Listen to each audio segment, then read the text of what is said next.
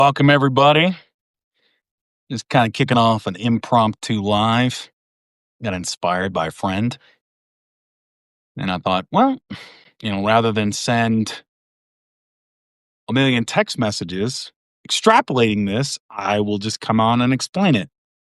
I even made notes this time. So, because I'm trying to do a little bit better than my last talk, which had a lot of ums and ahs. I do apologize for some of those pregnant pauses I do from time to time.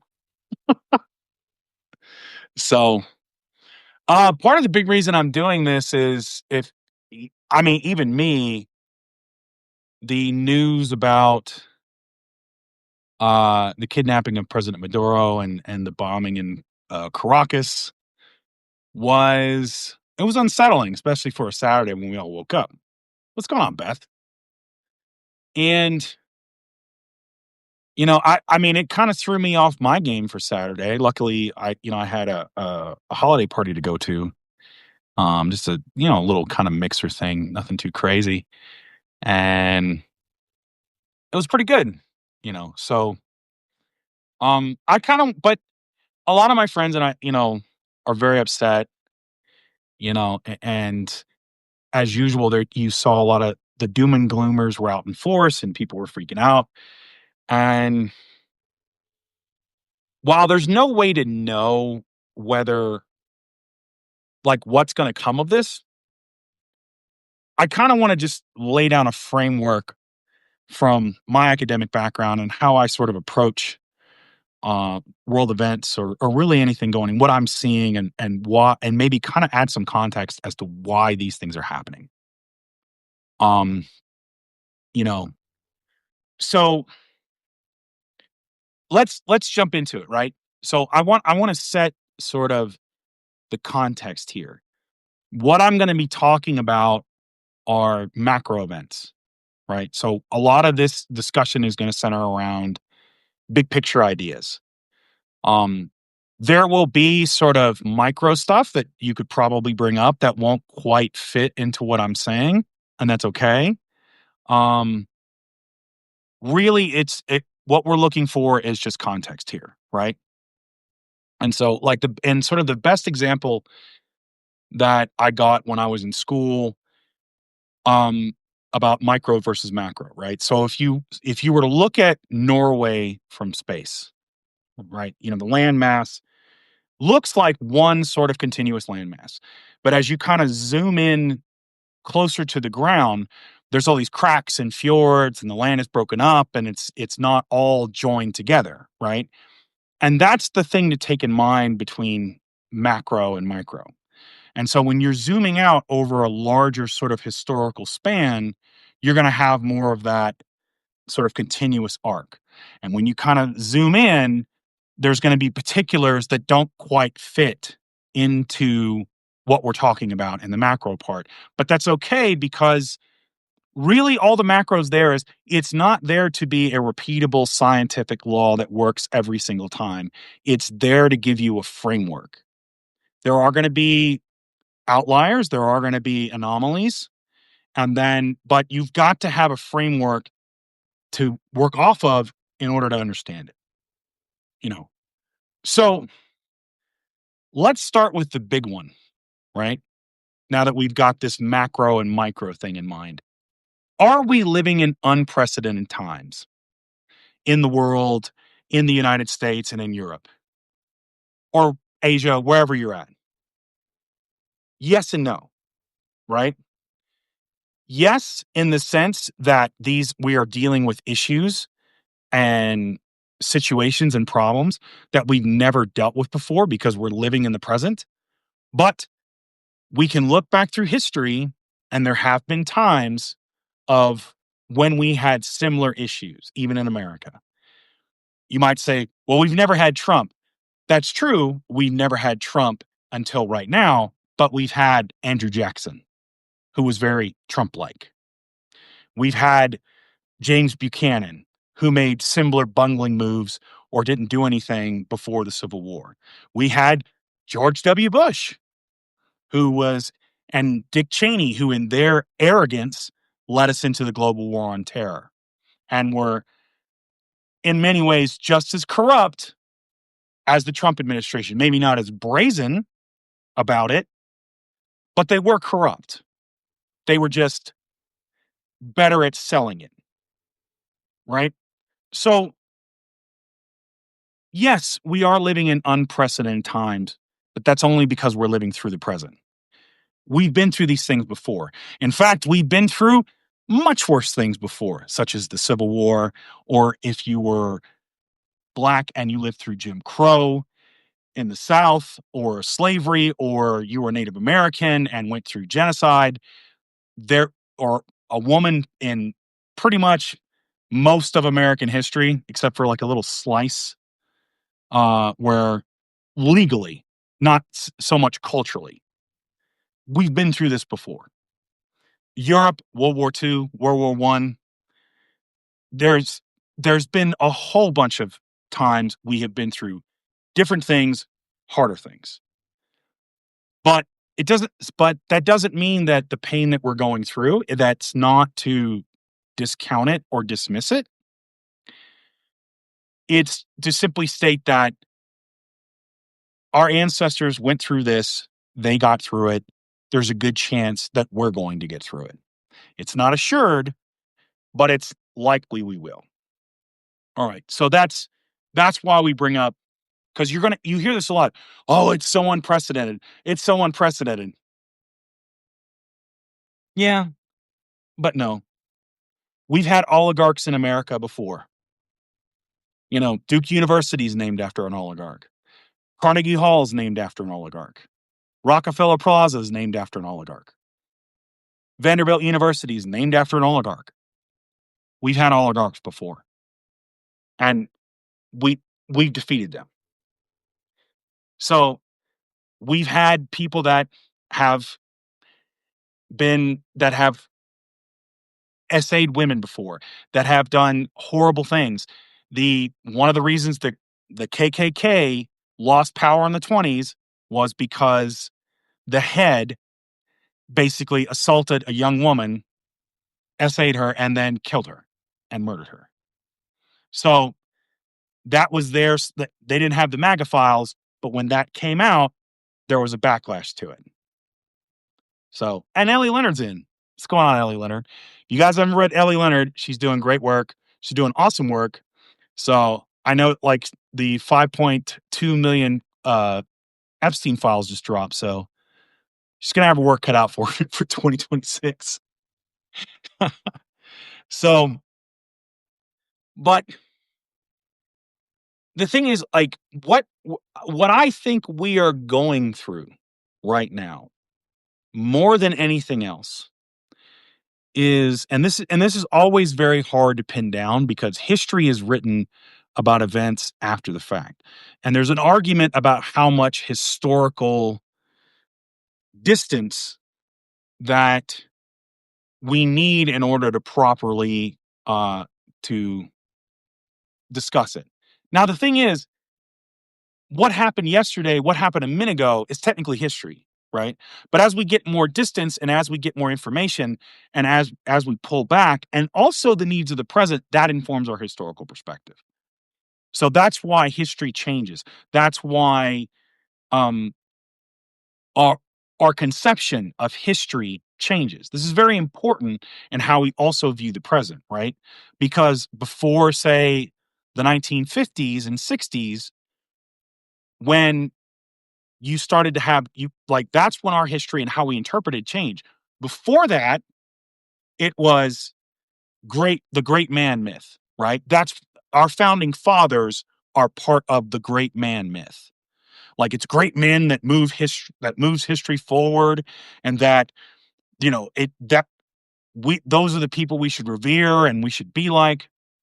But then, because of Karl Marx and Charles Beard, and who's an American historian who was one of the first to say in the late 19th century that the revolution happened for economic reasons and not, the no taxation without representation and all the idealism. And then we started to have, with Marxist history of the working people, we had feminist history, we had Black history. We started to have narratives that were not part of the great man myth, which all the great men just happen to be white men in power. And that changed and it broadened the scope of our history. This broadening of the scope is going to be extremely important for what's happening now. And social media, for all its flaws, plays a massive role in that. And I'll get to that in a minute. So what we're going through, I'm somewhat confident in saying, as best as I can be in this moment, we are at an inflection point. The superstructure of the world is changing, and that's terrifying because all change is terrifying. Heather Cox Richardson talks about this, where it's um, the world order that was laid down post World War II is ending. And even she says, what comes after that, we don't know. And that is the scary part. Because the world that we depended on, the world that we thought was rock solid, much like, say, the sun coming up and setting, or rising in the east and setting in the west, that's changing. However, the argument I'll make to you is that that was actually a false notion of stability. Because unless you were on one side of it, it wasn't great for everyone, right? It wasn't, you didn't have this if you were in a developing nation or third world or whatever, it wasn't great for you. If you were on the wrong end of American imperialism or Soviet imperialism or whatever, it wasn't that great for you. And so things are starting to shift and starting to change. And for some people, for some nations, it's going to get better. Now, the problem with us is we are entering into potentially a decline. How steep that decline is, it's going to depend on multiple factors moving forward, right? But here's where there's some signs for hope. Is change, because we don't know where it's going, does not necessarily mean it is going to be a bad thing.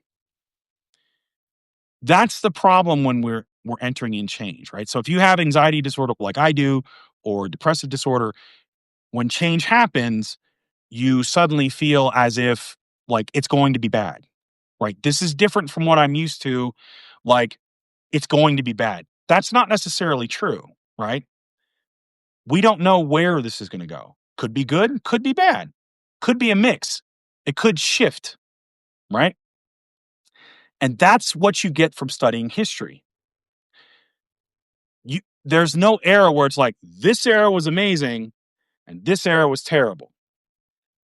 That's not how it works. Now, that's what you're kind of sold in survey classes because it's a cleaner narrative. You know, it's something that is easier for you to digest and to sort of grab a hold of, right? But it doesn't necessarily, but that's not the whole truth, right? So, where are we at? And why are we at an inflection point? Well, I think if you look back at what sort of started this movement of globalism, right? It was the advent of the internet. For those of you who remember Bill Clinton, if you were old enough to remember him talking about it, how the internet was going to become the global superhighway, the information superhighway, and in a lot of ways it did. And so it connected the world like it had never been connected before. I mean, the fact, like, you look at email, where you could send an email and communicate with somebody almost instantly. Not you had a fax, but it was cumbersome and problematic, right? And but with email, it was almost instantaneous. And eventually you got Skype, you got like overseas phones, and now I'm talking to you via Substack on a video phone, going out to anybody in the world who wants to listen to it. Which, if you think about this, even in my lifetime, I'll be 49 this month, is mind blowing. And now we've entered this phase of AI. Now, AI is very much in its infancy, you know, but we don't know where that will eventually end up. But here's the thing right now, and this is the problem we're having with AI. So, a man by the name of Thomas Kuhn, Kuhn, Thomas Kuhn, in the 1960s, wrote about, he kind of shattered the myth of objective free science and technology. The term paradigm shift, that actually comes from Thomas Kuhn.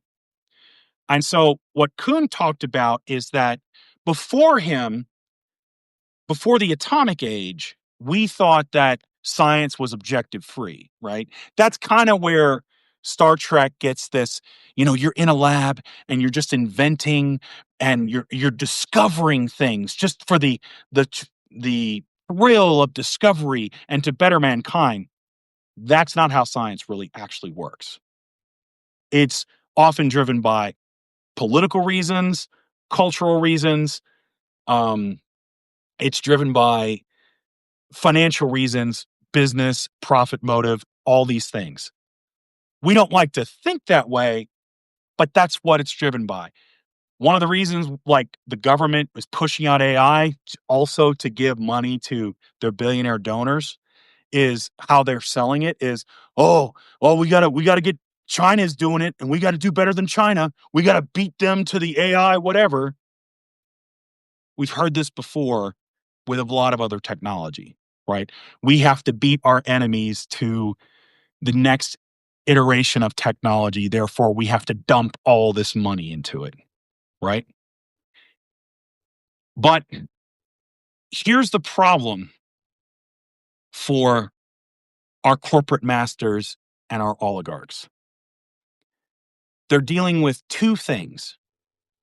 One, there's a finite amount of resources on the earth. There just are. We can do renewables and we can stretch it out to a lot. But at the end of the day, there's a finite amount of resources. And the fact of the matter is they want way, way, way too much, more than their share.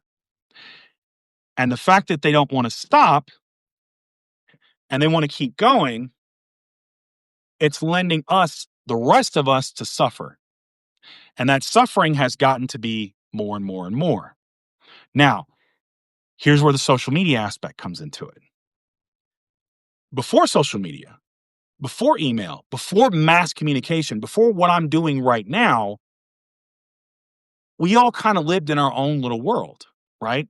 A lot of our world was essentially what we could see in front of our face, right? Or the community members we might talk to, our neighbors, or maybe if you were in the Ruatan Club or something like that, you were in a local community thing. Like, that's about as far as it went. Maybe you'd get a letter, or maybe you'd get a phone call, or maybe you might see a story on TV. But even that story and that news report was a curated reality. Today, you can have a parasocial relationship with damn near anybody in the world. One of my favorite writers on Substack, and I think she might be still here, is Fusen.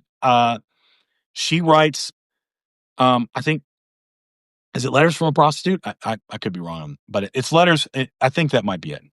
She's going to kill me. I don't remember that, but, I read her stuff. I just don't read the title of her Substack. But that's the thing, is like, I know her and I talk to her via text messages, and I read her stuff, which 40 years ago would not have been possible.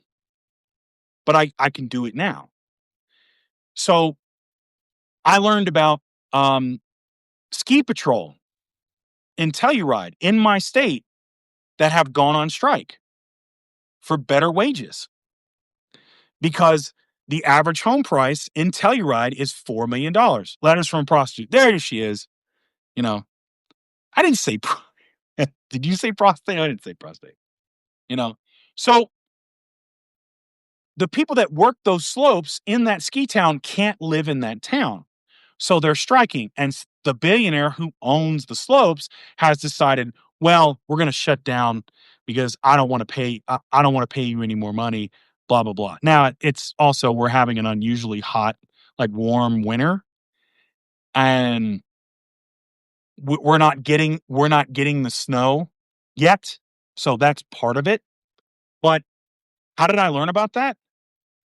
I learned about it from a woman on TikTok, not from my news media, not from corporate media. I learned about it on TikTok. And that's it. So we're able to communicate with each other and share our commonality of interest like never before. There's a reason that I can't remember who it was, but one of these billionaires was saying, "Oh man, we gotta start regulating free speech on social media because people are spreading lies that things are unaffordable." Hmm. That's the inflection point that we're entering, and technology normally begets an inflection point in history. Look at how people are viewing billionaires. 10 years ago, it was, oh man, the Oracle of Omaha, Warren Buffett, he's such a kindly dude. Yeah, they've earned their money. They should, that's fine. Yeah, when they were when they were worth like 2 billion. Now, when they're worth hundreds of billions of dollars and we have people starving, you got people talking about socialism in America. I never thought I'd see that. I only thought I'd see that in the halls of academia. But you're seeing regular people talk about it. And that's because of things like this. That's because of Substack. That's because of social media. Yeah, there's a lot of horrible stuff out there, but there's also a lot of people that are able to communicate and able to organize in a way that we've never been able to do before. And we're able to recognize commonality of interest in the sense of a lot of Americans don't want to invade Venezuela. We don't want to occupy Venezuela, just like a lot of Europeans don't want us to occupy Venezuela. Venezuelans don't want us to do it. South Americans don't want us to do it. And we're all sitting around going, hey, if a lot of people don't want to do this, why the hell are we doing it? Oh, wait a minute. It's just a few of these people. It's not the majority of us. And that's where we get change. Now, I said before, their big problem is there's finite resources, right? But there's a lot of them. That's the other part of it. Because with technology and renewables and where we've accomplished, we can expand the resources we have. So, and a lot of us know that. So we're running into this issue. We're like, wait a minute. Why do we have hungry people in the streets? Or like people living in the streets, or people that are hungry, or people that don't have access to healthcare, or people that don't have these things when we have these problems, but they're solvable problems. Whereas before this sharing of information and before the technology we had, we really didn't, we couldn't get that going. It was a lack of communication. It was a lack of things like, it was a lack of being to multiply these resources, to add multipliers to them. But now we're moving past that. We're actually getting closer and closer to do that. And so the question is, it's not the question, the thing that used to be put back at us, oh, we can't do that. This is just the way the world is. We can't do that. You guys are just going to have to accept it. But we're learning that we can do that. That it's not, well, we can't. And this is the horrible, broken world we live in. It's like, no, the world's horrible and more broken because it's a choice that those of us that are wanting to rule over us want to make for us. And more people are coming to that conclusion. And that's why we're entering into this inflection point because we have a choice to make. And MAGA and those people, a lot of them, they've made that choice. When faced with this reality, a lot of them have decided they're going to choose delusion. They're going to choose cognitive dissonance because admitting they've been duped or admitting their entire worldview is messed up is so psychologically damaging. They're going to run into delusion. But that's not us. But that's not the rest of us. Now we're faced with, okay, where do we go from here? Because again, you can bomb parts of Caracas. You can kidnap Maduro and his wife. You can give a press conference saying, we're going to go into Venezuela and we're going to get the oil and we're going to do this, this, and this. Doing it is a whole other thing. That requires logistics and intelligence and expertise and people power and consent from the populace and all these other things that they do not have. They don't have a coalition of the willing of 40 nations like George W. Bush did for going into Iraq. They don't have congressional approval. Now, they might get it because we have a lot of weak and feckless leaders in there, but they don't have it. Trump does not have a massive approval rating like Bush did after 9/11 and decided to spend that capital on going into Iraq. We don't have that. And again, we've lived through this. So we understand, hey, when they're talking about getting 1.7 trillion of resources out of Venezuela, that's not coming to us. That's going to the rich. I don't think people are going to sign on for that.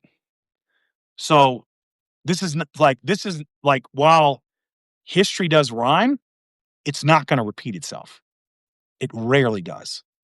You may have similar circumstances, you may have similar things, but it doesn't repeat. Because again, as I started this conversation, we're in the present moment. And it's different.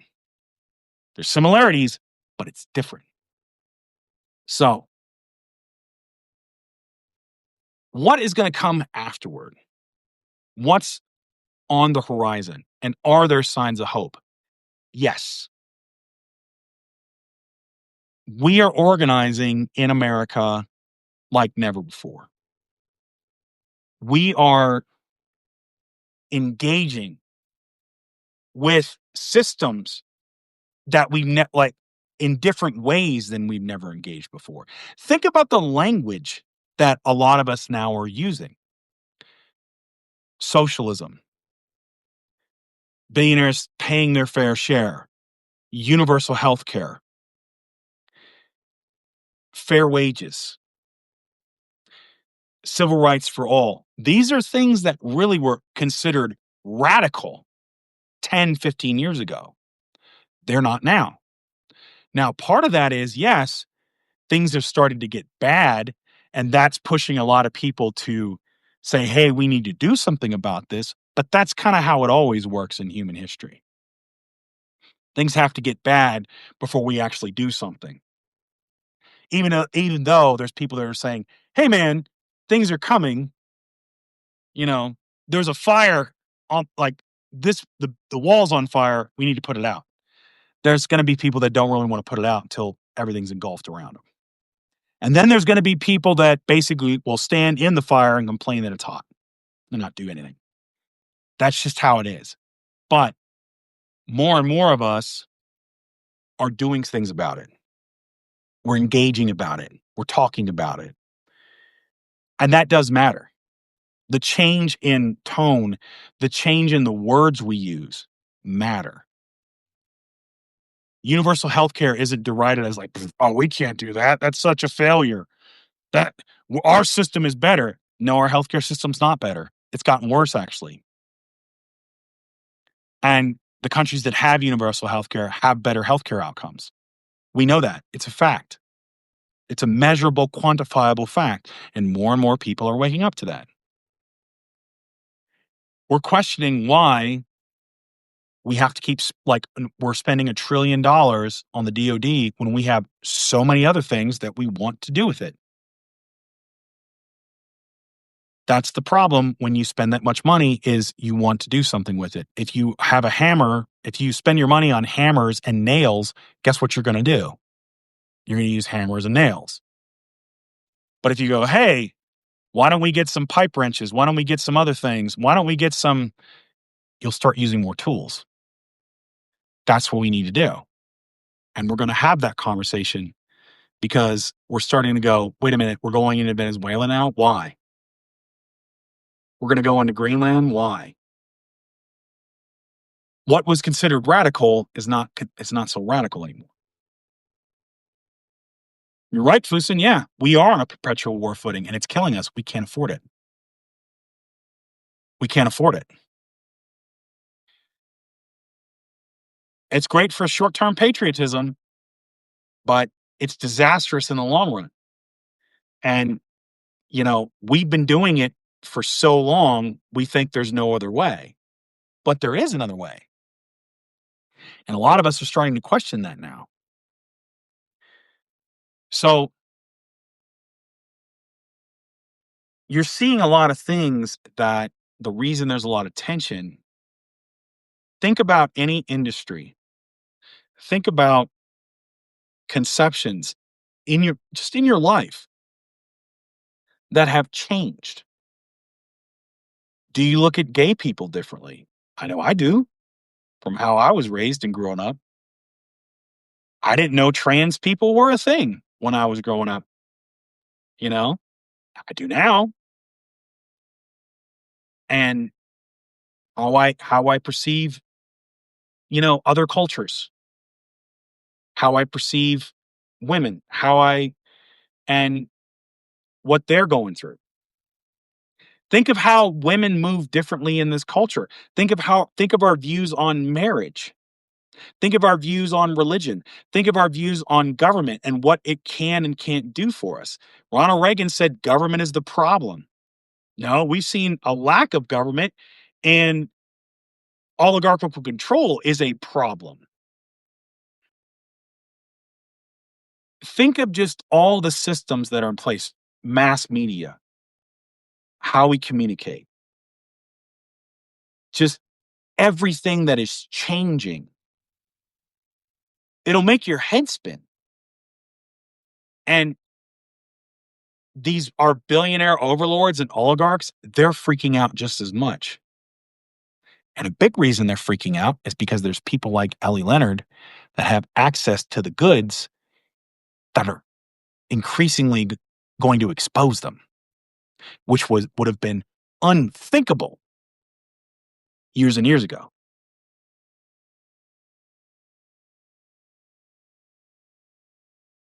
That's why you're seeing the clampdown. You're seeing what it is. Because again, if Adam Smith was right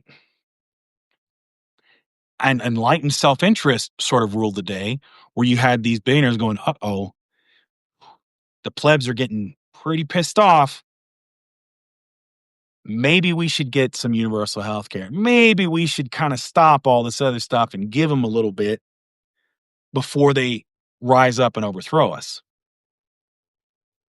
But they're not, because they're doing what Trump's doing. All they know is just avarice, and they want more and more and more, and it's never enough. So it's going to force us to do something, and we are doing something. And there's more of us doing something every day. And the thing is, if I have hope, what I'm excited about is to see what we're capable of. We're going to do things that people told us 20 years ago were a pipe dream. That would never happen. But we're moving into the realm of possible. Civil rights for all, universal health care, universal food security, universal housing. These are not utopian ideals and fantasies. They're possible. They're possible. We can actually accomplish this in our lifetime. It's possible. And that's terrifying to them because what happens is when you have egalitarianism, when you have people that are more equal than less equal, and it's not hierarchical, they're not at the top anymore, or the top's not that high. Because if everybody's kind of here, you're not doing this, and nobody's getting stepped on. Possible. And that's terrifying.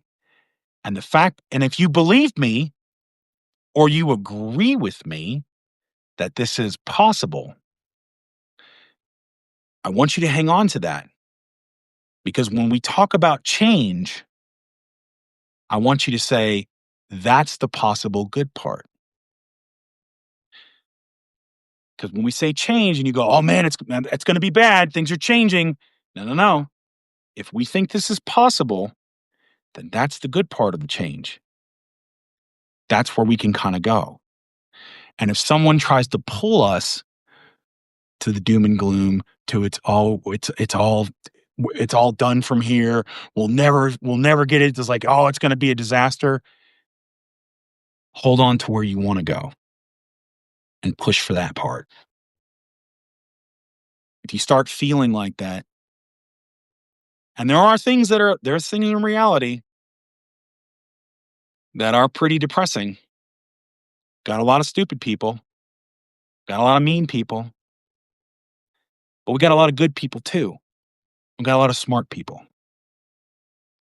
It all depends on where you put your focus and where you put that. We stop ICE by stopping them, by doing what we can. You're seeing it in cities. If your goal is to like completely just, hey, there's a magical thing that we can do that will stop them all at once, it's not going to happen. But how people are resisting the things that they're doing now, that's how we do it. We keep doing that. We keep thinking better ways to communicate. We keep thinking better ways to resist. We start demanding more from our elected leaders. We put pressure on them. We keep changing our tactics to what works. And once something stops working, we try another thing. That's it. And honestly, we're not special for doing that. We're not given an extra hard task because we're living now. That's where this unprecedented times talk gets you into. No, if you look back, our ancestors they've dealt with different things, but that's life. It's always been a struggle. It's always been challenges and resistance and push and pressures. Always. That's where we're different. And that's honestly where you can take comfort in it. So don't give up. Don't get down. It's okay if you have, right? Don't give up because we can get this. We can get it done. That's why I always say keep the faith, defend democracy. Because a lot of what we're doing is keeping faith in ourselves, keeping faith that the ideals that we want to strive for are possible and that we can put them in the world. That's the faith you got to keep. That's the thing you got to hold on to.